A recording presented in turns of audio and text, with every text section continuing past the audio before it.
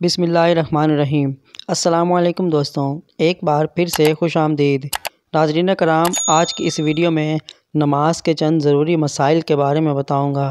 Number 1، اگر کوئی شخص 4 رکعت والی نماز پڑھ رہا ہو اور چوتھی رکعت کے قعدہ میں بیٹھا ہو اور اس کے بعد بھول کر 5ویں رکعت کے لیے غلطی سے کھڑا ہو گیا تو اب اسے چاہیے کہ وہ دوبارہ قعدہ میں واپس جائے، لیکن اگر اس کو یاد نہ رہا اور اس نے 5ویں رکعت کا سجدہ بھی کر لیا تو اب اسے چاہیے کہ وہ 6ٹھی رکعت بھی ملا دے اور آخر میں سجدہ سہو کرے۔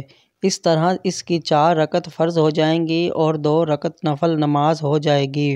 یاد رہے، یہ صرف تب ہوگا جب آپ نے چوتھی رکعت پر قضا کیا ہو، اور اگر چوتھی رکعت پر قضا نہیں اور ڈائریکٹ 5ویں رکعت کے لیے کھڑے ہوئے اور 5ویں رکعت کا سجدہ بھی کر لیا تو اب اس کی نماز باطل ہوگی۔ اب اس نماز کا اعادہ کرنا لازم ہے۔ نمبر 2، نماز کی ہر ایک رکعت میں 2 سجدے کرنا فرض ہے۔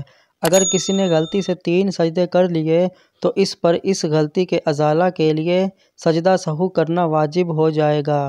اگر ایک رکعت میں 3 سجدے کرنے کی صورت میں آخر سجدہ سہو نہیں کیا تو وقت گزرنے سے پہلے اس نماز کا اعادہ کرنا واجب ہوگا اور وقت گزرنے کے بعد اعادہ کرنا مستحب ہوگا۔ اس طرح اگر کسی شخص نے کسی رکعت میں ایک سجدہ کیا اور دوسرا سجدہ چھوٹ گیا تو نماز کے دوران یاد آتے ہی چھوٹا ہوا سجدہ کر لے اور آخر میں سجدہ سہو کر لے تو اس سے نماز ہو جائے گی، اور اگر کسی رکعت میں سجدہ چھوٹ گیا اور نماز کے اندر وہ سجدہ ادا کیے بغیر نماز مکمل کر لی تو نماز ادا نہ ہوگی، اس کا اعادہ کرنا لازم ہے۔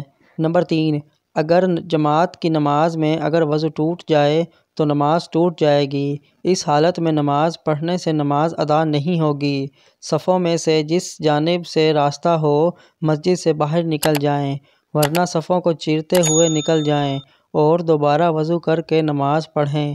نکلتے وقت ناک یا منہ پر ہاتھ یا کپڑا وغیرہ رکھ کر ایسا انداز اختیار کر سکتے ہیں جس سے دیکھنے والوں کو یہ معلوم ہو کہ ناک یا منہ سے خون آ رہا ہے۔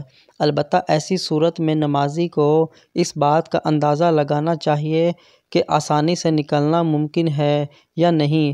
اگر آسانی سے نکلنا ممکن نہیں تو اس بات کی گنجائش ہے کہ وہ امام کے ساتھ رکوع اور سجدے کرتا رہے لیکن زبان سے کچھ نہ پڑھے اور بعد میں وضو کر کے پوری نماز دوبارہ پڑھے۔ نمبر 4، اگر کسی نے 4 رکعت والی فرض نماز کی پہلی رکعت میں سورہ ناس پڑھی ہو تو اسے چاہیے کہ دوسری رکعت میں بھی سورہ ناس ہی پڑھے، کیونکہ فرض نماز میں قرآن مجید کی ترتیب کے مطابق قرأت کرنا واجبات تلاوت میں سے ہے۔ اگر سنت و نوافل کی پہلی رکعت میں سورہ ناس پڑھی ہو تو ایسی صورت میں بقیہ رکعتوں میں قرآن پاک کے کسی بھی حصے سے پڑھ سکتا ہے، البتہ افضل یہ ہے کہ بقیہ تمام رکعتوں میں بھی سورہ ناس ہی پڑھے۔